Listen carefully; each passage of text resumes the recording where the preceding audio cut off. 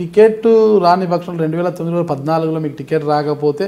అంటే కసిగా పనిచేసి టీడీపీ అభ్యర్థిని ఓడించారు మీ వల్లే ఆయన ఓడిపోయాడు ఆయన ఓటమికి కారణం మీరే అన్నదైతే బలంగా వినిపిస్తుంటుంది పటాన్ చెరువులో దానికి మీరేమంటారు అసలుకి 2009లో తనకు టికెట్ ఇవ్వడం జరిగింది ఇప్పుడు పార్టీ ఏదైతే తనకు అవకాశం ఇచ్చిందో పార్టీకే పనిచేయడం ఇప్పటి వరకు నేను ఏ పార్టీలో కొనసాగుతున్నానో అదే పార్టీకి పనిచేయడం జరిగింది కానీ పక్క పార్టీలో ఉండి పక్కన చేసేటువంటి పరిస్థితి ఎప్పుడు కూడా లేదు పార్టీ కట్టుబడే పనిచేసాం 2009లో నేను కూడా ఆశించిన దానికి టికెట్ వాళ్ళకి ఇచ్చినప్పటికీ కూడా అప్పుడు టీఆర్ఎస్తో పొత్తున్న సందర్భంలో మళ్ళీ సిపిఎంకు పార్టీ ఇచ్చింది పార్టీ చేసినటువంటి పరిస్థితుల వల్లే టీడీపీ ఆ రోజు ఓడిపోవడం జరిగింది నాకు టీడీపీ సిపిఎంకు చేయమన్నారు నేను టీడీపీ సిపిఎంకు చేశాను తను పార్టీ సింబల్గా టీడీపీ నుంచి పోటీ చేశారు అదే 2014 వచ్చినప్పుడు కూడా ఆశించాం టికెట్ రాలేదు సారు బాబు గారు పిలిచి మాట్లాడడం జరిగింది మాట్లాడి ఖచ్చితంగా పొరపాటు జరిగిందని చెప్పేసి కాంప్రమైజ్ చేసే అవకాశం ఇస్తే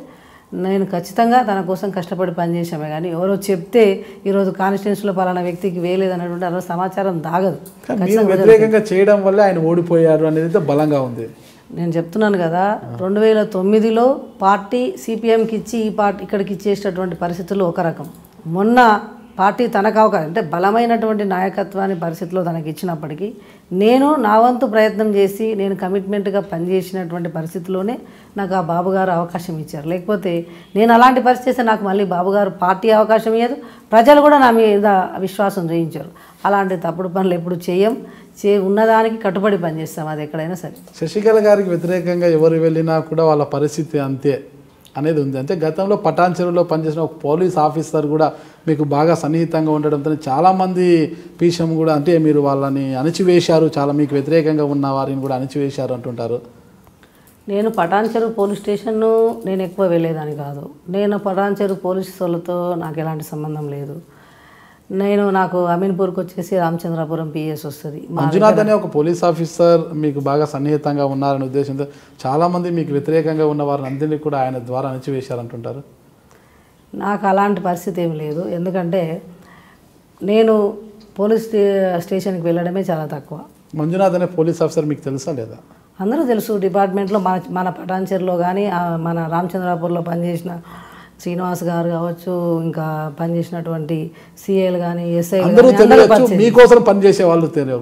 నా కోసం పనిచేసినటువంటి అట్లా నాకు అవసరం కూడా పడలేదు కదా పోలీస్ శాఖతో నాకు ఎలాంటి అవసరం లేదు సమస్యలు ప్రజలలో చిన్న గొడవలు కానీ సమస్యలు వచ్చినప్పుడు ఏ ఎస్ఐ గారికి కానీ సిఐకి కానీ ఇప్పుడు ఫోన్ చేస్తా అప్పుడు ఫోన్ చేశాను మా దగ్గర పెద్ద సమస్యలు క్రిమినల్ కేసులు మాకే ఉండవు చిన్న గొడవలు ఉంటాయి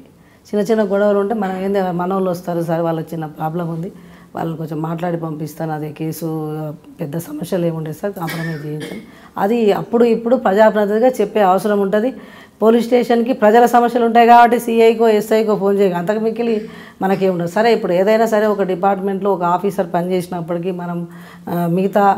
రెవెన్యూ డిపార్ట్మెంట్ కానివ్వండి పంచాయతీ డిపార్ట్మెంట్ నేను చేసిన 10 సంవత్సరాలలో పంచాయతీరాజ్లో కానివ్వండి రెవెన్యూ డిపార్ట్మెంట్లో కానివ్వండి ఇంకేదైనా కానీ నా గ్రామంలో ఉన్న సమస్యలు గ్రామంలో ఉన్న పనుల కోసం వాళ్ళ దగ్గరికి వెళ్తాం తప్పించి అంతకంటే వ్యక్తిగతంగా నాకు ఏ డిపార్ట్మెంట్తో ఎలాంటితో ఏ వ్యక్తులతో ఏ రకమైన సత్సంబంధాలు ప్రత్యేకంగా ఉన్నాయి సమయం కోసం రెస్పెక్ట్గా ప్రజల కోసం పనిచేస్తాం అడుగుతాం అదే రీతిలో వీలు కానీ ప్రత్యేకంగా ఏ వ్యక్తితో ఇంకో రకమైనటువంటి సంబంధం కానీ ఆలోచనలు కానీ సపోర్ట్నెస్ కానీ నేనేం తీసుకోలేదు